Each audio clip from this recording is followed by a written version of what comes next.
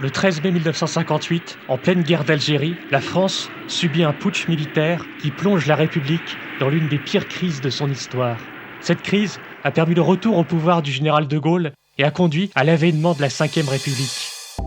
Découvrons ensemble les origines de cette cinquième, produit d'une certaine idée de la France, en tout cas d'une France. La France selon le général de Gaulle.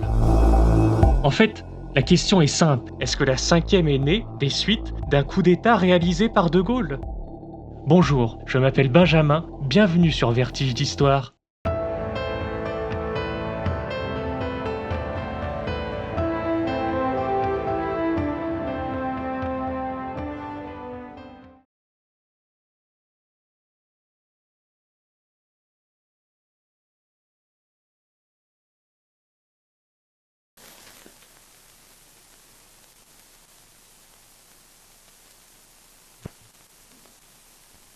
Vous m'avez pas dit s'il fallait que je commence. Et l'Algérie. Ah, Heure troublée en Algérie, où en plusieurs endroits du territoire, une série d'attentats ont été commis dans la nuit qui précéda la Toussaint. À Kenchla, une garde vigilante protégeait la cité et les troupes engageaient l'action. On parle de... Depuis les attaques de la Toussaint Rouge, en novembre 1954, la République française mène une guerre coloniale qui ne dit pas son nom, en Algérie, contre les forces révolutionnaires indépendantistes du FLN, le Front de Libération Nationale. L'Algérie forme une colonie de peuplement depuis sa conquête brutale dans les années 1830-1840 et sa départementalisation en 1848. Mais contrairement au reste de l'Empire, pour la plupart des partis politiques, y compris pour les dirigeants du Parti communiste, l'Algérie, c'est plus qu'une simple colonie. L'Algérie, c'est la France. Algérie. Ce nom évoque pour beaucoup de métropolitains des images un peu désuètes. Le poncif colonial répandu par la carte postale fleurit toujours dans l'esprit de ceux qui ne connaissent pas nos trois départements d'Afrique du Nord. Ce sont là évocations d'un passé périmé. Et ce grand prolongement de la métropole qu'est l'Algérie mérite mieux que ces clichés d'archives. En 115 années de communauté française, l'Algérie, gardienne vigilante par ailleurs de traditions millénaires, est devenu un grand territoire moderne en perpétuelle évolution vers le progrès. 1 million de colons européens et de juifs du Maghreb, qu'on appelle à partir des années 50 les pieds noirs, y vivent avec une citoyenneté française de plein droit, tandis que les 9 millions d'Arabes et d'Amazirs, englobés sous le terme de Français musulmans d'Algérie ou d'indigènes, sont exclus du corps civique.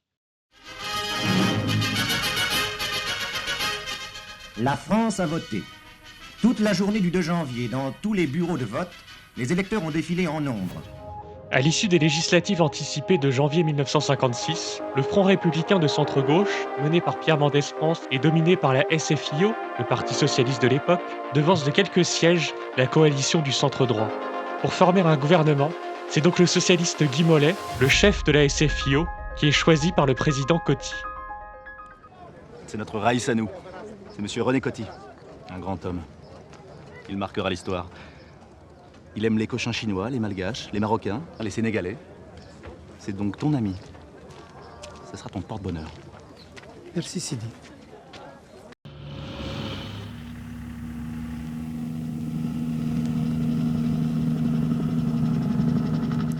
La guerre d'Algérie occupe plus que jamais les esprits depuis l'été dernier. Le 20 août 1955, en effet, le FLN attaque les Européens du Constantinois. 2 jours plus tard, en guise de représailles, sous les ordres du colonel Ossarès, les Pieds Noirs et l'armée coloniale, unis main dans la main, massacrent entre 1200 et 10 000 Algériens. Des combattants, mais surtout des civils.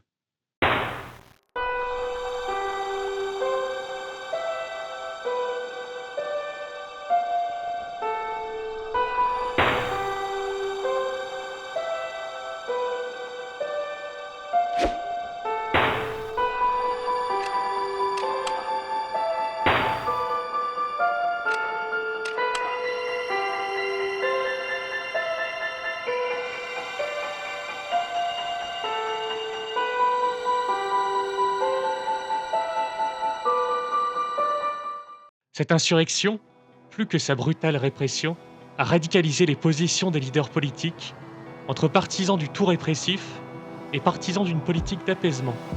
Guy Mollet est de ces derniers. Il espère maintenir l'Algérie dans le giron de la République par une politique de développement économique et social et une égalité politique pour l'ensemble des habitants d'Algérie. Pour appuyer cette ambition, il nomme comme gouverneur le général Catroux. Mais ce dernier est jugé trop libéral par les pieds noirs qui lui préfèrent son prédécesseur, Jacques Soustel, un gaulliste très à droite. Guy Mollet, le 6 février, se rend donc à Alger afin de soutenir Catroux. C'est un désastre politique. Big trouble awaits French Premier Guy Mollet when he visits Algiers, his first official act as head of the new government.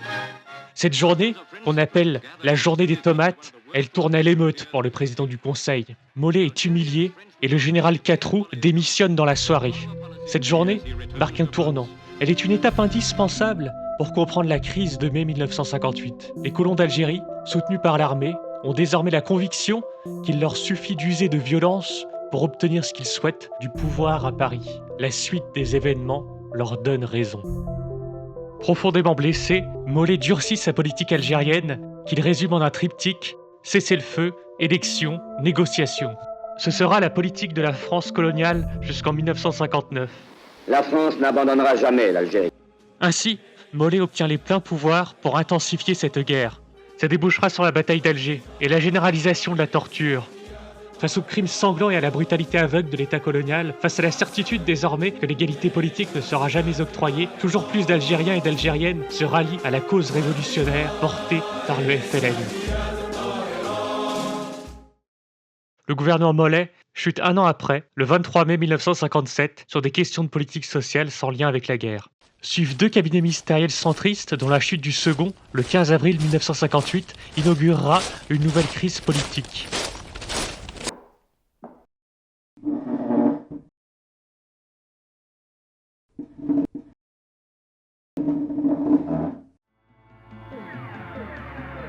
Pour résoudre cette crise, le président Coty décide de faire appel à Pierre Fimelin le 9 mai.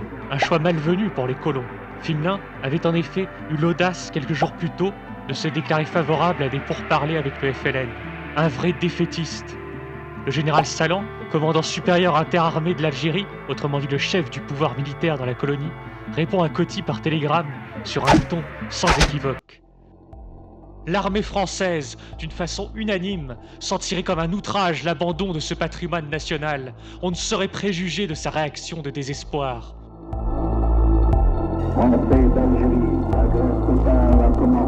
C'est dans ce contexte politique extrêmement tendu, le jour même de l'investiture de Fimelin, le 13 mai 1958, que l'armée et les activistes de l'Algérie française organisent, au pied du monument aux morts d'Alger, une cérémonie officielle en hommage à 3 militaires exécutés par le FLN.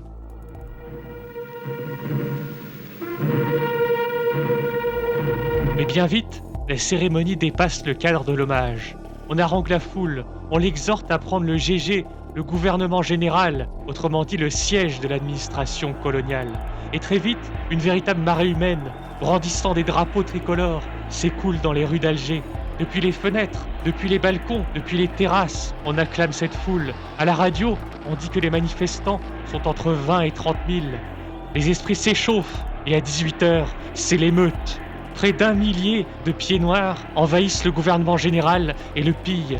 La police répond mollement. L'armée non seulement laisse faire, mais elle fraternise même. Le commandant de la 10e division de Para, le général Massu, un ancien de la France libre, le vainqueur de la bataille d'Alger, se rallie aux émeutiers avec le soutien du général Salan qui prend la tête d'un comité de salut public.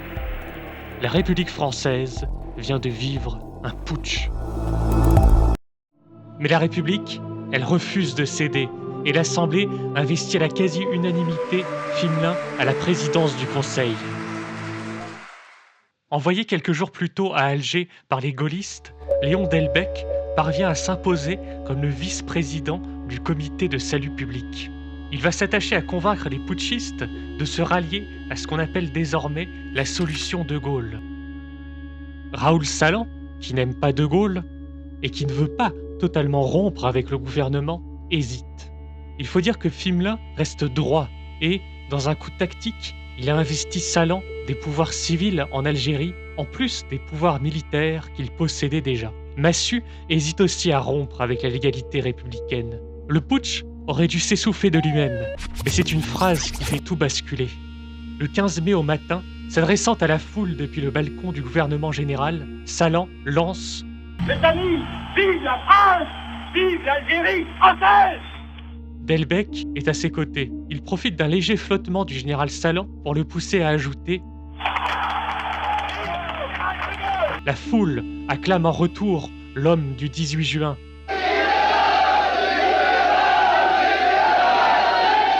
Le principal intéressé, retiré des affaires depuis 1953, tergiverse sur la marche à suivre depuis quelques jours.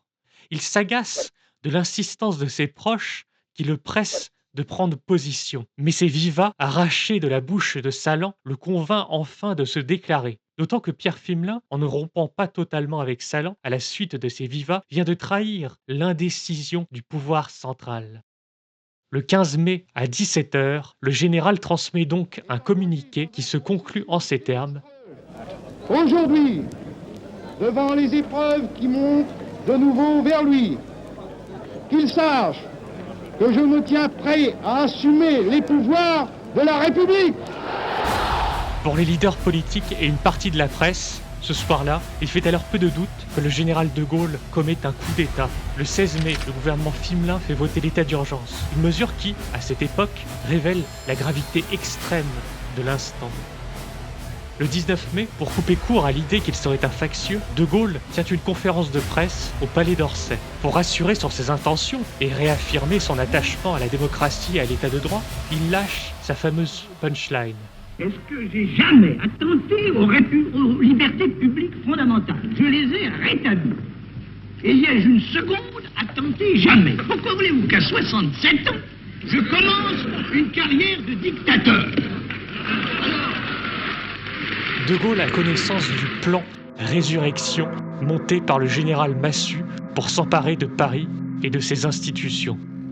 Est-ce qu'il l'envisage comme une option s'il échoue à obtenir l'investiture du Parlement ou alors en cas de manœuvre du PCF? Allô? Attention Benjamin, derrière toi, c'est affreux!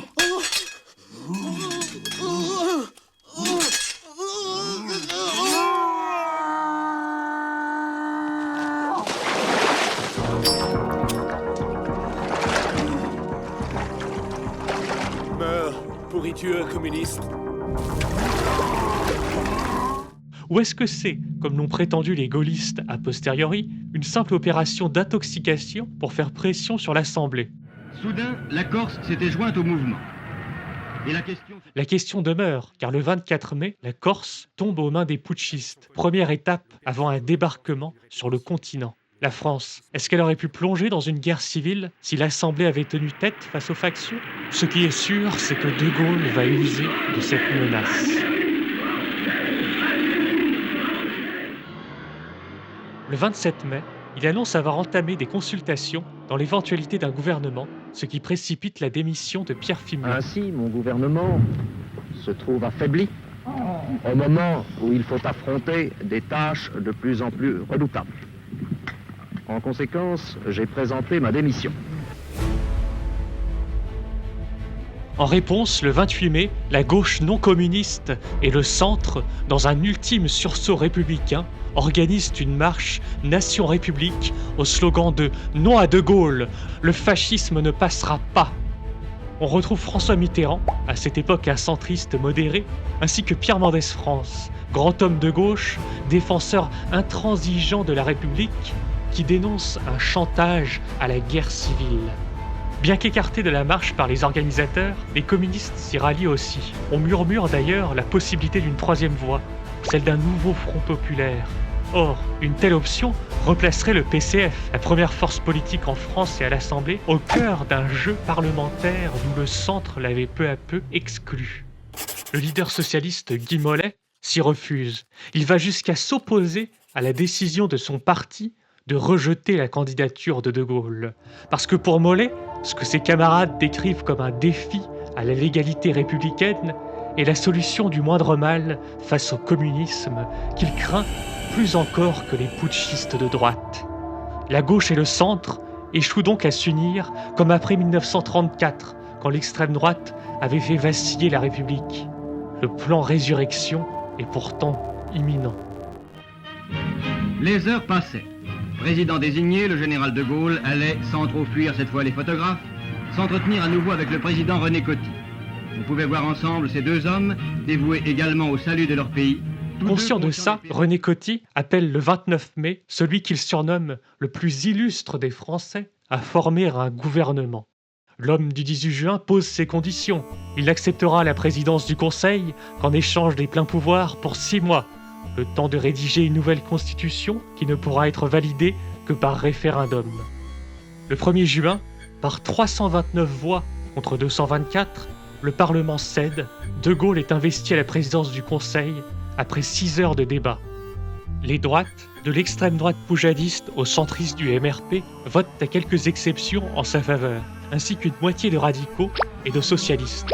La trahison de cette moitié de socialistes s'avère déterminante. En guise de récompense, Guy Mollet devient ministre d'État à la fonction publique du gouvernement de Gaulle. Quel est votre idéal féminin? Ma mère, Qu'est-ce que vous regardez en premier chez une femme? c'est Mollet, Qu'est-ce qui vous séduit chez une femme? c'est Mollet, Comment mangez-vous vos œufs le matin? Mollet, Votre homme politique préféré? Guy Mollet. Le 2 juin, le nouveau président du Conseil obtient les pleins pouvoirs. Aucun des putschistes du 13 mai 1958 ne sera jamais inquiété. Massu sera même promu.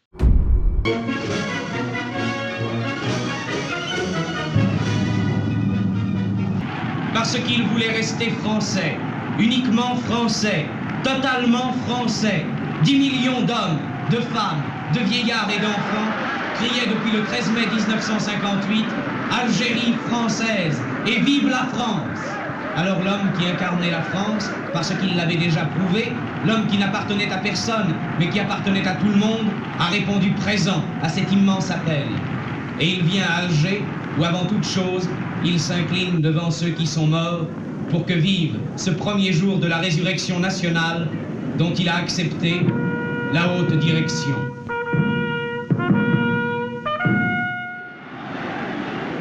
Le soir de ce même jour, plus de 300 000 personnes reprennent le chemin du Forum. Leur espoir est aujourd'hui comblé. Il est là. Le 4 juin, De Gaulle s'envole pour Alger, où on l'accueille triomphalement. Depuis le balcon du gouvernement général, il lâche devant une foule en liesse « Je vous ai compris !» On sait aujourd'hui toute l'ambiguïté d'une formule qui cachait une certaine résignation de Gaulle quant au devenir de cette colonie. Bien qu'à Mostaganem, 2 jours plus tard, il lance un « Vive l'Algérie française », De Gaulle y renoncera publiquement dès l'année suivante. Nouvelle trahison de Paris aux yeux des pieds noirs et de l'armée, mais ce sera pour une prochaine vidéo. Sachez, mon général, que l'Algérie se tient prête à témoigner encore, et pour vous, et pour la France.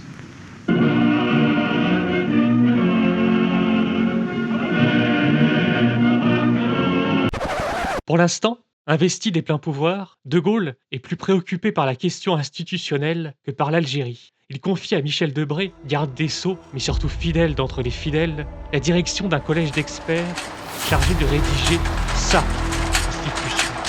Elle sera validée par référendum le 28 septembre 1958 et De Gaulle sera investi président de la République en janvier de l'année suivante. Ainsi est née la 5e République.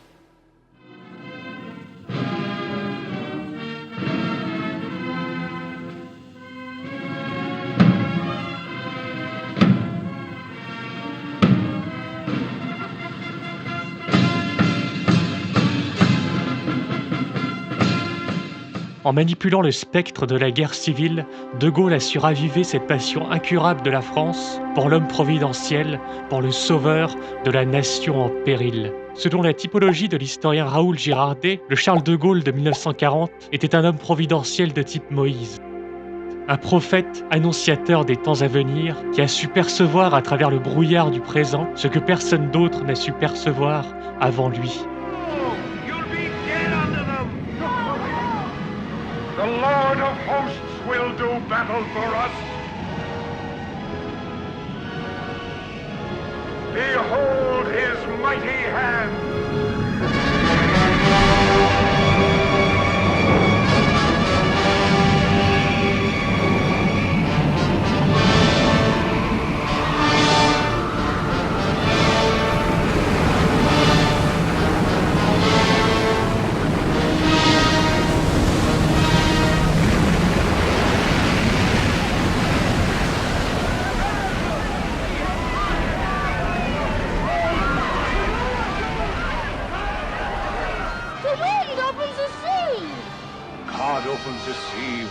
blast of his nostrils. Mu par une impulsion sacrée, il a guidé son peuple sur le chemin de l'espérance, au point de faire dire à Roosevelt que De Gaulle se prenait pour Jeanne d'Arc. Mais le Moïse agit par le verbe, sa parole infléchit le cours de l'histoire et incarne la volonté générale dans son passé, son présent et son avenir. C'est tout le mythe résistentialiste né de l'appel du 18 juin. Quant au De Gaulle de 1958, s'il conserve sa dimension messianique héritée de la guerre, lui, il incarne deux autres types d'hommes providentiels. Il est Cincinnatus d'abord, parce que comme son illustre prédécesseur romain, le De Gaulle de mai 1958 est ce retraité paisible qui, après avoir mérité de la nation, s'est retiré à la campagne, loin des remous politiques de la cité. Mais un présent de confusion convoque un passé de gloire, et les représentants de la cité, incapables de contrer le péril qui gronde, implorent le Cincinnatus de reprendre les rênes du pouvoir. Ce dernier accepte en faisant don de sa personne. Mais l'homme providentiel version De Gaulle 58, c'est aussi un Solon, un législateur. Solon est l'un des pères fondateurs de la démocratie athénienne, celui qui a ouvert une ère de prospérité en posant, par sa législation, les fondements juridiques d'un nouvel ordre politique à même de surmonter la crise qui menaçait la cité.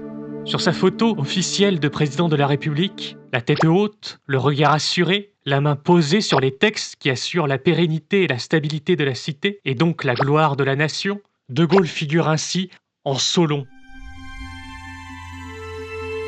Un peu Moïse, un peu Cincinnatus, un peu Solon, De Gaulle est en lutte. Il refuse de se soumettre au destin, même placé au bord de l'abîme.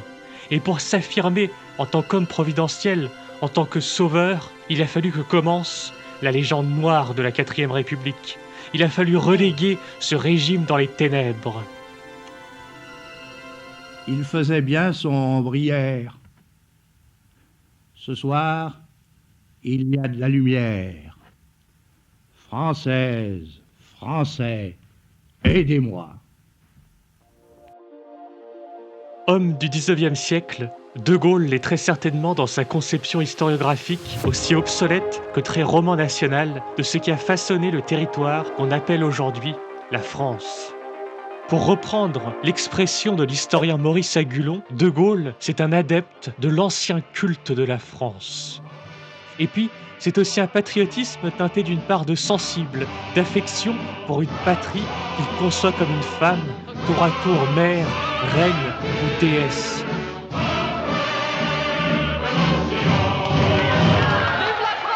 Pour ce catholique, sa France, c'est Notre-Dame la France.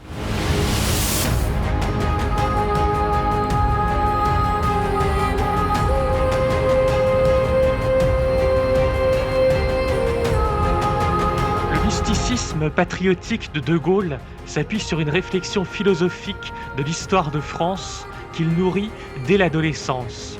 Pour lui, l'histoire de France repose sur une dualité fondamentale qui détermine les phases dramatiques d'un destin national.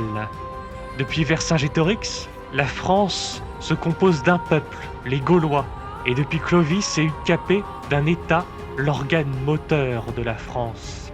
L'État est indispensable pour contraindre le peuple et le transformer en nation. L'État ne doit pas prendre parti, il est là pour rassembler et canaliser les énergies.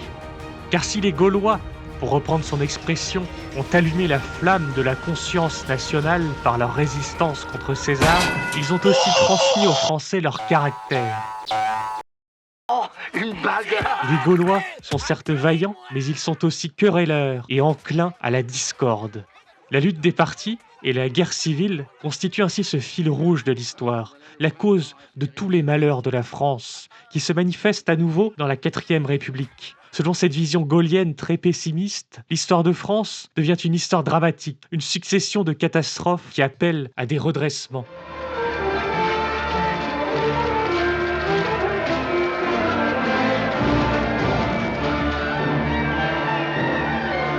En République, l'État ne peut remplir sa tâche si le chef est défaillant ou s'il se laisse submerger par les partis politiques. Ainsi, l'histoire de France est tout entière régie par cette évolution cyclique. La défaillance de l'État laisse remonter les vieilles passions querelleuses. À leur tour, ces vieilles passions engendrent des désastres. Mais c'est dans ces désastres que se produit un sursaut national nécessaire à l'émergence d'un chef. Pour fonctionner, le gaullisme a donc non seulement besoin d'un chef, mais aussi d'une catastrophe. Bla bla bla bla bla bla. C'est marrant que c'est toujours les nazis qui ont le mauvais rôle. Dans une lecture gaulliste de mai 58, la guerre d'Algérie est cette catastrophe d'où est sorti l'événement. En tant que chef, porteur d'une nouvelle légitimité, De Gaulle a su se placer en arbitre entre l'Alger des soldats et le Paris des partis politiques.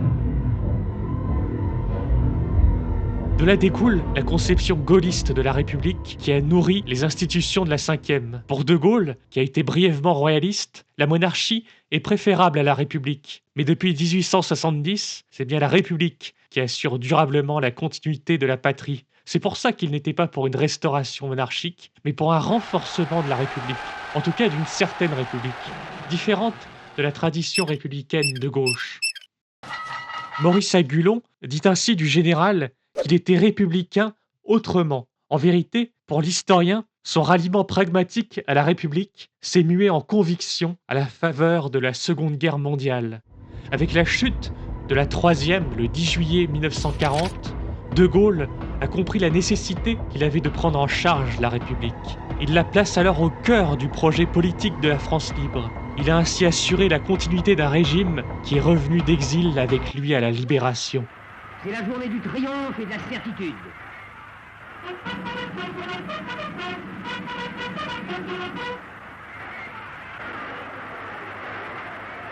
Sa République remplit la mission de l'État. Elle est au service de la nation. Si elle respecte les principes du libéralisme politique, état de droit, liberté fondamentale, etc., elle n'entretient pas moins une méfiance pour un peuple infantile, si enclin à la division par ses penchants gaulois. La République gaulienne a vocation à canaliser, voire même à résorber cette dispersion. C'est pourquoi elle doit rassembler d'une part, mais aussi exercer un pouvoir exécutif particulièrement fort d'autre part. Pour le dire différemment, la République selon De Gaulle, c'est une République nationale, éprise d'ordre, autoritaire et quasi monarchique. La République de De Gaulle, c'est pas Marianne. La République de De Gaulle, c'est un père austère et distant. Bref, c'est la 5e République, quoi. D'accord. Et comment vous appelez un pays qui a comme président un militaire avec les pleins pouvoirs, une police secrète, une seule chaîne de télévision et dont toute l'information est contrôlée par l'État? J'appelle ça la France, mademoiselle. Et pas n'importe laquelle. La France du général de Gaulle.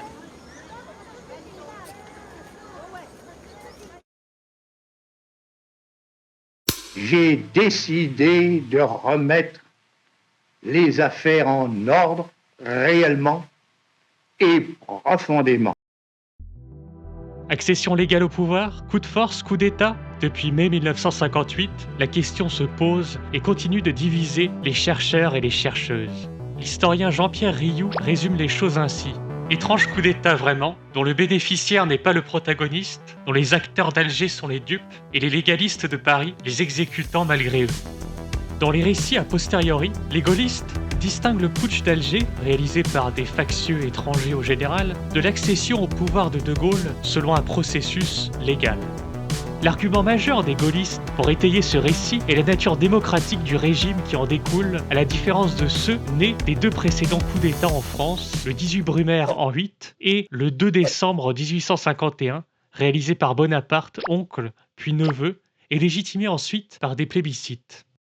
Mais dire que le pouvoir gaullien est parfaitement démocratique, c'est oublier les nombreuses entorses sous couvert de guerre d'Algérie faites à l'état de droit jusqu'en 1962. C'est oublier le verrouillage de l'appareil d'État par les gaullistes jusqu'en 1974. C'est oublier l'usage plébiscitaire du référendum. La République gaulienne, est-ce qu'elle serait pas une sorte de démocratie libérale avant l'heure, à l'image de certains pays d'Europe aujourd'hui? La juriste Eugénie Merriot pointe par ailleurs la manière dont la constitution de De Gaulle institutionnalise le coup de force. Ce que Mitterrand appellerait le coup d'État permanent. En effet, l'article 16 d'une part permet au président de s'octroyer lui-même les pleins pouvoirs, sans vrai contrôle démocratique, et l'article 12 d'autre part réinstaure la dissolution de l'Assemblée comme un fait du prince, comme une décision purement discrétionnaire d'un président qui ne remet pas en jeu par cet acte son mandat. L'article 12 est un article unique parmi tous les autres régimes parlementaires existants, y compris parmi les plus présidentiels et les moins démocratiques, comme la Russie. Je dissous donc ce soir l'Assemblée nationale. Par contre, si ce sont bel et bien des gaullistes qui ont orienté le putsch vers la solution de Gaulle, rien ne permet d'étayer l'existence d'un complot qui impliquerait directement le général dans cette sédition algérienne. Tout au long de la crise, le général est resté à Colombey, le téléphone coupé, n'allant qu'occasionnellement à Paris où se trouvent ses fidèles. Bref, il a su donner l'image d'un homme qui n'avait qu'une prise distante sur les événements.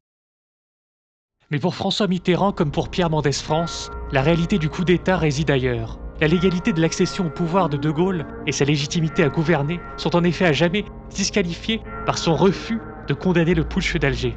Lors des débats sur l'investiture de De Gaulle, Mitterrand a déclaré « Lorsque le 10 septembre 1944, le général De Gaulle s'est présenté devant l'Assemblée consultative, il avait auprès de lui 2 compagnons qui s'appelaient l'honneur et la patrie. Ces compagnons d'aujourd'hui, qu'il n'a sans doute pas choisis mais qui l'ont suivi jusqu'ici, se nomment le coup de force et la sédition. Au moment où l'Assemblée nationale va se prononcer, au moment où le plus illustre des Français se présente devant nous, je ne puis oublier que le général De Gaulle fut appelé d'abord et avant tout par une armée indisciplinée. Parce que comme on l'a vu, c'est précisément De Gaulle qui a redonné de sa vigueur à un putsch qui s'essoufflait de lui-même. C'est le même De Gaulle qui, en brandissant le spectre de la guerre civile, a fait une clé de bras aux institutions. Or, la chute de la 4ème République n'était pas inéluctable. Le gouvernement Fimelin, s'il n'avait pas démissionné, projetait de soumettre à l'Assemblée nationale un projet de réforme constitutionnelle pour rendre l'exécutif plus stable. Et dans leur pratique des institutions, Vincent Auriol, comme René Coty, ont, tout au long de leur mandat, renforcé le rôle de la présidence de la République pour un meilleur équilibre des pouvoirs, loin de l'image qu'on se fait du président au chrysanthème qui inaugure des autoroutes et des hôpitaux. Reste que si les élites politiques sentaient qu'il était nécessaire que les choses bougent, elles avaient perdu confiance en la 4ème République. C'est pourquoi l'historien britannique Julian T. Jackson n'hésite pas, dans sa biographie de référence, à qualifier la crise de mai 1958 de 18 Brumaire de Charles de Gaulle. En 1799 aussi, les élites politiques avaient perdu confiance dans le système et Bonaparte apparaissait comme la voie médiane entre le retour du roi et le retour de la terreur jacobine de Robespierre. En 1958, De Gaulle apparaît quant à lui, pour les élites politiques, comme la voie médiane entre la dictature militaire et un nouveau front populaire. En tout cas, aux yeux d'une part conséquente du centre, de la droite et même d'une petite partie de la gauche molle, le général De Gaulle est devenu la moins dangereuse des 3 options. Il est même devenu la plus enviable de celles-ci. La 4ème République mourut comme elle avait vécu, d'indifférence. Ce premier épisode de Vertige d'Histoire est maintenant terminé. S'il vous a plu, n'hésitez pas à liker, commenter et partager. Et pour ne rater aucun des prochains épisodes, abonnez-vous et activez la cloche. Voilà! C'était Benjamin, à très bientôt.